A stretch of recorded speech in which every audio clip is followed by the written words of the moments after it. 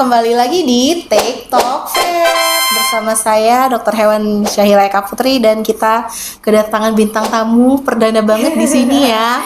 Oke, Siapa terima namanya kasih, dok? Siapa namanya dok? Hai parents, kenalin nama saya Dr. Hewan Uti Nurnita. Yeay. Oke, hari ini kita bahas yang mungkin sepele tapi penting dok. Oh, oke. Oke. Baik. Apa tuh dok? Kita akan membahas tentang vaksinasi. Oh, gitu. Oke. Menarik banget. Iya, Dok. menarik banget ya. Oke. Jadi mungkin ada parents di rumah kayak hewan saya di rumah aja. Perlu Oke. vaksin nggak ya gitu. Nanti akan dijawab secara gamblang oleh Dok Uti ya. Oke, baik, Oke. dok, siap. Nah, oke Dok, kita masuk ke topik yang pertama nih. Oke, baik Nah, dok. vaksin ini Mhm. idealnya di usia berapa bulan untuk puppies atau untuk kitten? Dok? Kintan. Oke, baik. Jadi dok, kalau untuk puppies, vaksin itu boleh dimulai dari umur 6 minggu. Oke. Gitu. Jadi dari umur 6 minggu itu puppies harus mendapatkan antibodi utama nih. Nah, apa aja itu dia ada distemper, kemudian dia juga ada parvovirus, kemudian dia satu lagi apa? Hepatitis. Lalu untuk kitten dok? Oke, nah kalau untuk kitten itu juga ada 3 vaksin utama, yaitu ada Panleukopenia, kemudian dia ada Rhino, dan satu lagi ada calicivirus nih dok. Oke, dari ketiga itu berarti dia kayak virus-virus yang urgent kepada puppies dan kitten ya. Iya berarti. benar. Jadi ada perbedaan ya parents. Jadi kalau misal untuk puppies itu dimulainya dari 6 minggu, sedangkan untuk kitten itu dimulai dari 8 minggu. Jadi jangan terlalu cepat. Jangan terlalu cepat, jangan terlalu lama juga karena ada yang namanya gap immunity gitu Iya, ya. benar. Berarti kalau gap immunity itu kayak antara kekosongan dari antibodi maternal Antibody. sama antibodi yang kita masukin Iya, ke hewannya. Iya gitu. benar dok. Nah jadi kalau misalnya kita terlalu cepat memasukkan si vaksin, yang ada nanti vaksin itu bakalan dinetralkan sama antibodi bawaan dari induknya atau yang disebut dengan maternal antibody. Nah akibatnya apa? Akibatnya ya bakalan rugi kita Iya, nih. Kita vaksinnya masukin- gagal, gitu. Benar. Nah jadi vaksin itu tidak akan efektif kalau misalnya terlalu cepat. Nah kalau misalnya terlalu lama, kasihan nanti hewannya tiba-tiba udah terserang suatu penyakit. Benar. Pengulangan vaksin dok, bagaimana nih pengulangan vaksin? Oke, untuk idealnya dok, vaksin itu diulang antara 26 hari sampai dengan 28 hari.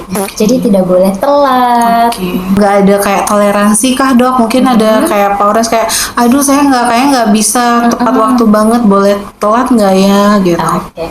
Nah, jadi vaksin itu tuh sebenarnya kita membentuk gap antibody dok. Bentuknya itu kayak kurva. Semakin dekat dengan tanggal vaksinasi itu, semakin habis antibody di dalam badannya. Nah, idealnya sebelum vaksin itu habis, udah kita ulang nih. Jadi mungkin kalau misalnya Pauren itu nggak sempat di tanggal itu, Pauren boleh majuin di 3 hari atau 5 hari sebelum dari jatuh tempo. Tapi kalau misalnya telat gimana nih? Ya sebenarnya boleh-boleh aja, tapi jangan terlalu lama. Untuk batasnya sih biasanya saya bakalan kasih tengah waktu 1 minggu atau paling lama 2 minggu. Nah kalau misalnya lewat dari itu sebaiknya diulang. Benar. Karena kalau misalnya vaksin itu kan kita ada kayak lebih ke top up antibody ya Iya, istilahnya benar, gitu. benar. Jadi jangan sampai minus banget Iya gitu ya. benar. Oke. Gitu. Terus untuk vaksin tahunan nih dok, apa aja? Karena kan kok banyak banget ya vaksinnya ini. Kayak vaksin awal itu kan sampai 3 kali nih pengulangan, terus tahun depan diulang lagi gitu. Itu gimana? Itu tujuannya apa sebenarnya dok? Oke, baik, kita bahas satu-satu nih ya dok. Nah, untuk vaksin itu sendiri kita kan ulangnya tuh setiap bulan ya untuk yang baru pertama banget. Kenapa? Karena vaksin pertama itu kita untuk membuat antibody dari 0 sampai dengan 30%. Nah, setiap bulannya kan nambah lagi nih vaksin kedua, itu akan membentuk antibody dari 30% sampai dengan 60%. Nah, di vaksin ketiga itu dia dari 60% ke 90 atau sampai 95% dok. Jadi memang dia harus tiap bulan itu diulang ya biar antibodi yang kita dapat itu maksimal untuk perlindungan hewan kesayangan kita gitu. Kemudian untuk setiap vaksin itu kan dia juga nambah ya dok. Setiap vaksin pasti nambah virus baru atau nambah bakteri baru yang untuk melindungi anabul kita gitu. Nah untuk pengulangan sendiri baiknya menurut peraturan Wasaka terbaru itu dia per 6 bulan. Per 6 bulan. Kenapa? Karena kita tinggal di lingkungan daerah tropis, di mana bakteri dan virus itu dia cepat berkembang, bermutasi juga. Iya, benar gitu. dong. Jadi parents di rumah jangan kaget kayak yang kemarin anak buah saya vaksinnya setahun sekali. Iya. Kok ini kok tiba-tiba dimajuin kok per 6 bulan. Iya, Marketing benar. banget nih ini gitu. Enggak begitu parents Iya, karena iya benar. Karena ada kayak udah pengaturan dari Wasafa yang baru ya. Iya, gitu. benar. Nah, sebenarnya tujuannya itu baik kok Pauran, sebenarnya untuk melindungi hewan kita dari paparan virus dan bakteri. Karena sayang kan Pauran, jadi kayak kita udah vaksin setiap bulan nih, setiap tahun nih, tapi terus tiba-tiba si virus ini tuh udah punya antibodi yang lain untuk melawan si virus yang kita masukkan atau antibodi yang kita berikan. Jadi nanti takutnya malah si vaksin ini kayak kurang atau kalah. Makanya dia tetap harus diulang per 6 bulan bagusnya. Bagus ya begitu. Nah, kita masuk ke selanjutnya nih. Mungkin tuh, Dok? ada parents yang mengatakan anak bu saya kan di rumah aja nih. Iya, benar. Kan dia nggak jalan-jalan, nggak ada Benar. kontak dengan hewan lain. Oke. Perlu nggak sih divaksin? Kayaknya nggak usah divaksin deh dok, karena kan di rumah aja gitu. Oke, baik. Nah, sebenarnya Powerance itu mindset yang salah banget ya. Maaf banget nih, Powerance itu mindsetnya salah banget. Virus itu nggak harus yang kucingnya ketemu langsung sama kucing baru bisa nyebar.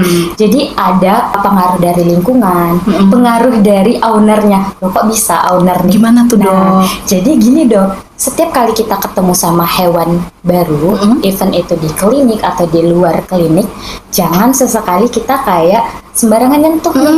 Karena setiap bakteri atau virus yang ada di hewan tersebut akan nempel Benar. di badan kita atau di baju kita. Jadi nanti pas kita pulang itu udah langsung unyel-unyel gemes ya, Dek, tangannya. gitu ya. Iya, sama anabul kita. Ternyata dari kita yang membawa ke hewan kita.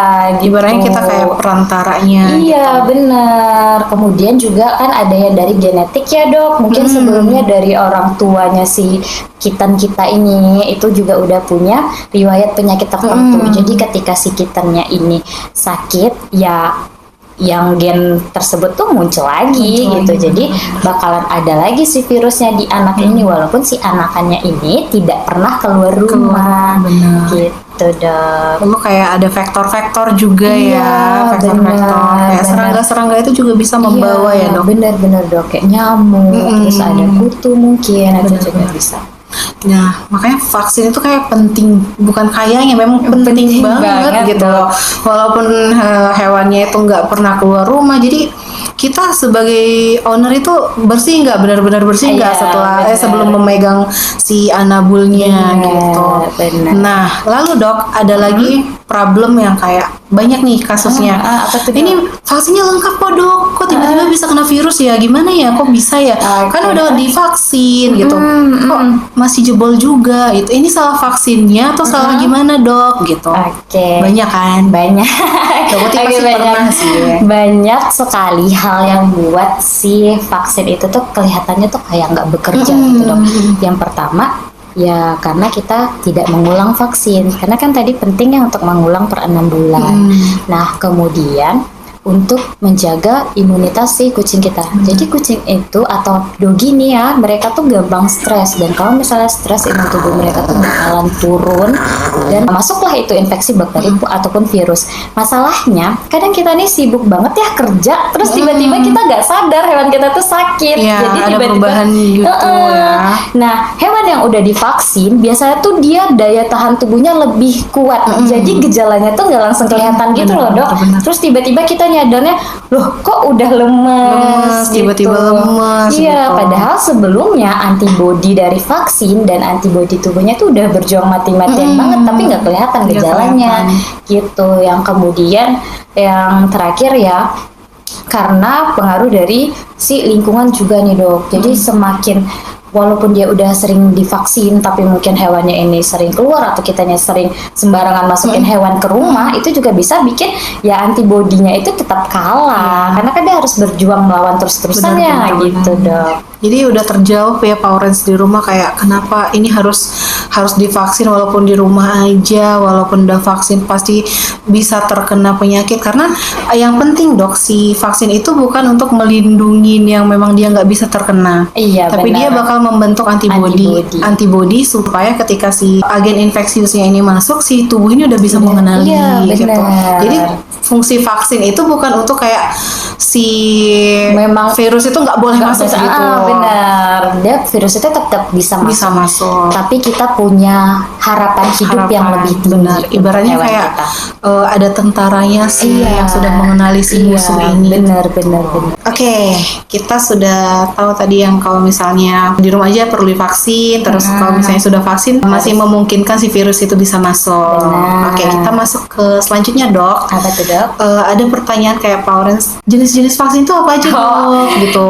Iya, Banyak benar. kok, kayak kadang kan kita dapat pertanyaan vaksin itu isinya apa, kita kan udah kayak list ini Iya. itu disuntik berapa kali dok? Karena ada ya pertanyaan gitu. Banyak Oke. dok, sering banget saya di klinik menghadapi pertanyaan seperti Iya. itu ya dok. Oke, baik, kalau misalnya untuk papi itu isinya ada December, ada parvovirus, parainfluenza, hepatitis, leptospira. Itu tuh biasanya kalau leptospira tergantung dari merek vaksinnya ya dok. Itu ada yang menggunakan 2 jenis leptospira, ada yang menggunakan 4 jenis leptospira. Nah, kemudian juga ada vaksin rabies, ada vaksin bordetella, sama ada juga yang menggunakan vaksin coronavirus di dalamnya. Coronavirus. Heeh. Tergantung brandnya ya. Benar, tergantung brand dan tergantung di mana Lawrence tinggal. Karena benar, setiap benar. kali penyakit itu ya berasalnya dari lingkungan kan.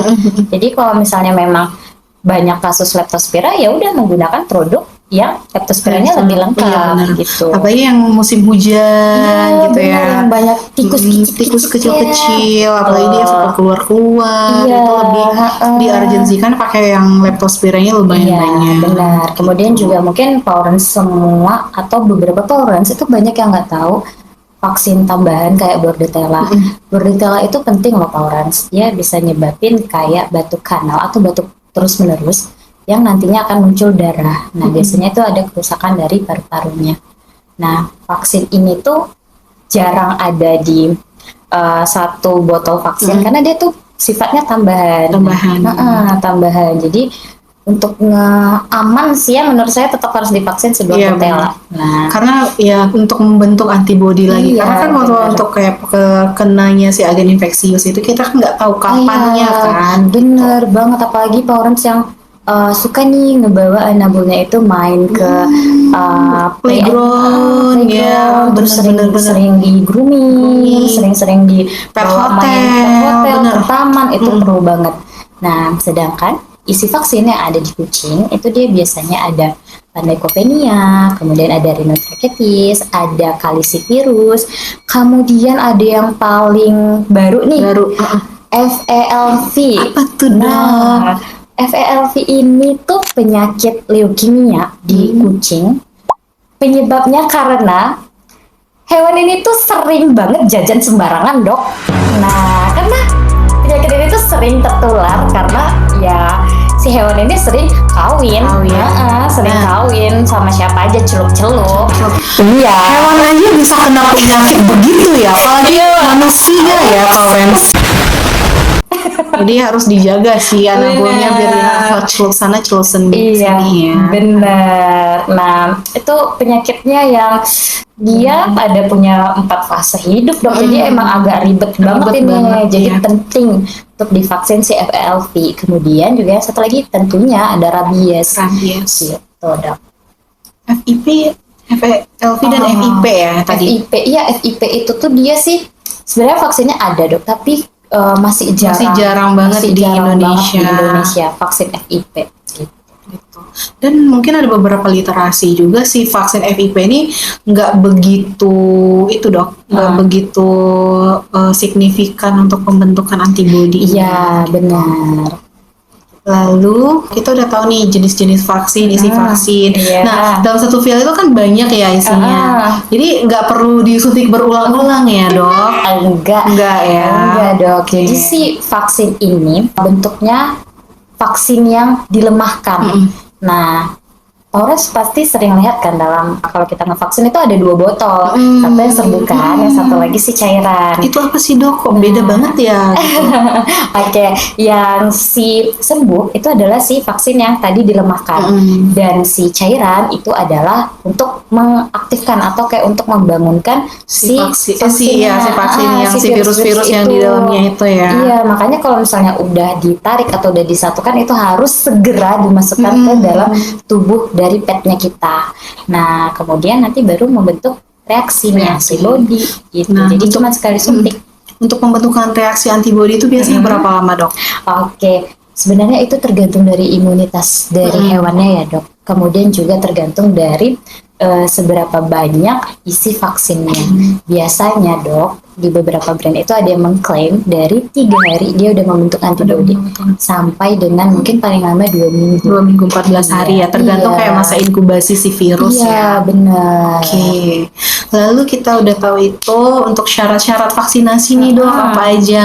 Oke, untuk syarat-syarat vaksinasi itu yang paling penting harus sehat. Harus sehat Harus sehat. Nggak boleh ada pup, diarenya sembarangan, cair banget itu nggak boleh. Terus nggak boleh ada muntah, nggak boleh berdekatan sama waktu pemberian obat kutu, karena obat kutu itu tuh sama-sama melemahkan sistem imun. Sistem imun benar. Iya, jadi kalau misalnya kita habis kasih obat kutu, terus dikasih vaksin lagi, aduh double kill dong. double kill dong. Nanti tiba-tiba lemes nih, letoy langsung kucing kita. Aduh. Ini salah vaksinnya. Gitu. Iya, bukan ya Pak, jadi nggak boleh ya. Nah, kemudian juga mungkin nggak boleh dibawa-bawa keluar dulu, karena khawatirnya pas dia dibawa keluar itu udah ada agen penyakit yang masuk, tapi karena antibodinya kuat belum menimbulkan gejala nih. Tapi pas kita vaksin, antibodi otomatis sudah turun. Nah, jadi si bakteri atau virus itu bakalan berkembang gitu.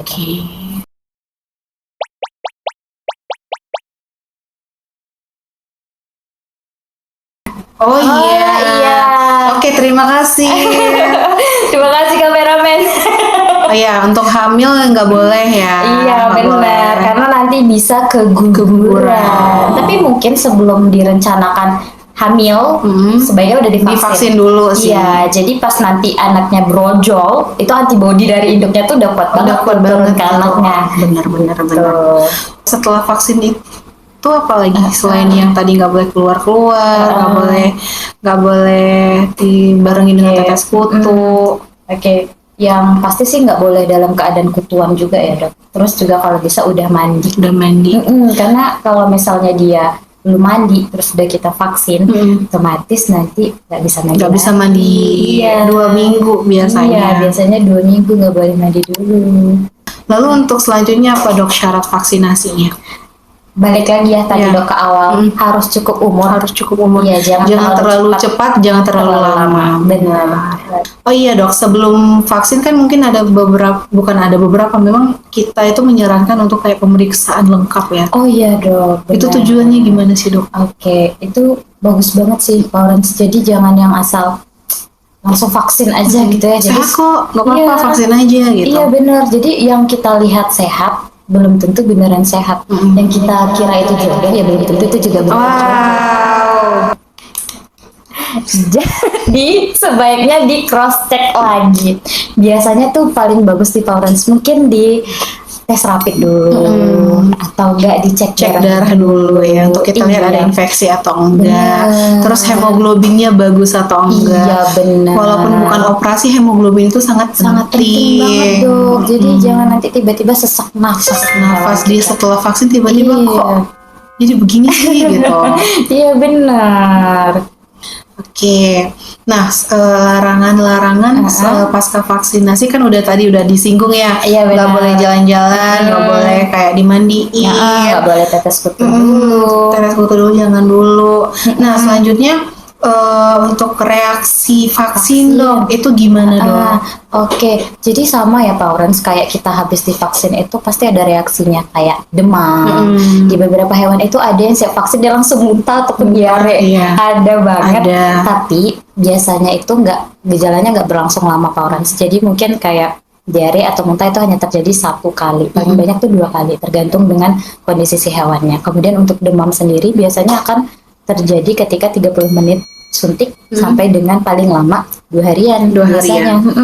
Jadi jangan mikir kalau nanti ada muntah, diare, terus ada sesak nafas. Salah vaksin gitu. Iya, salah vaksin. Atau misalnya nanti udah didiemin aja, itu kan ada reaksi vaksin. Enggak, reaksi vaksin itu cuma terjadi beberapa hari setelah vaksin gitu. Setelahnya kalau misalnya ada gejala yang berulang dan tidak sembuh-sembuh, itu harus segera dibawa. Segera dibawa. Karena kalau misalnya sebelumnya tidak dilakukan kayak cross check kayak rapid atau cek darah, kita langsung vaksin, terjadi kayak diare dan muntah, kemungkinan si individu si kucing ini udah terkena si penyakit. Jadi tapi tidak menunjukkan gejala. Nah, ketika kita masukin vaksin, otomatis si imunnya drop, jadi gejalanya muncul. Benar, apalagi kita juga masukin virus ya, Dok. Nah, ya udah, bakteri dan virus yang sama ketemu lagi nih. Udah makin banyak dia di dalam tubuh gitu. Kita rapid pasti positif. Iya, kita cek darah pasti kacau itu hasil darahnya. Benar. Gitu.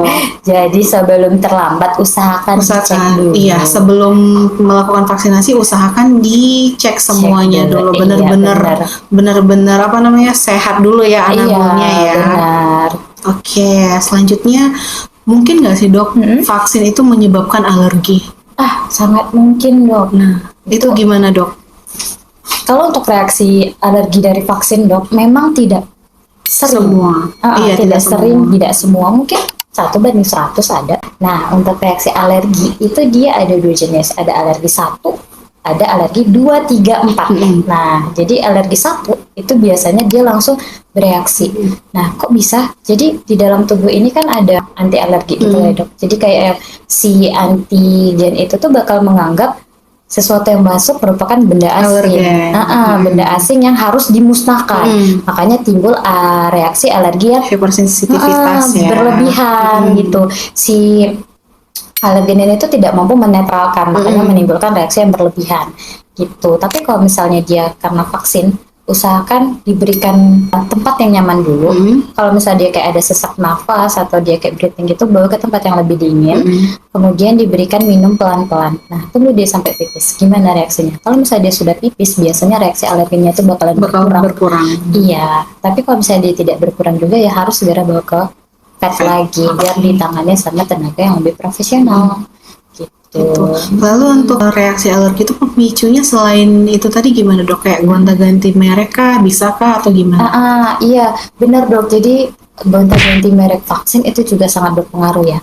Dalam satu botol vaksin itu dia tergantung dari mereknya dok. Untuk isinya, terus banyak kuantitinya itu tergantung.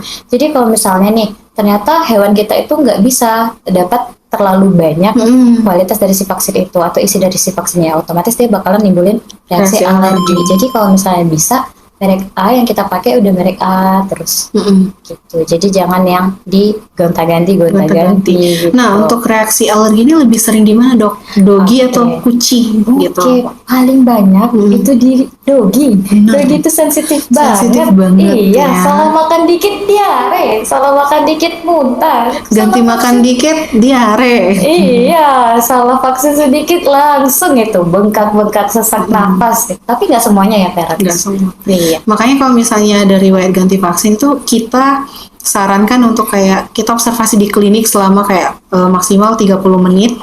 Kalau misalnya nggak ada reaksi nggak apa-apa, langsung pulang. Boleh kayak gitu biar aman juga boleh. Karena yang kayak saya bilang tadi kan ada reaksi 1, ada 2, 3, 4 gitu. Nah 2, 3, 4 ini sebenarnya tuh sama aja ya Pak Orans.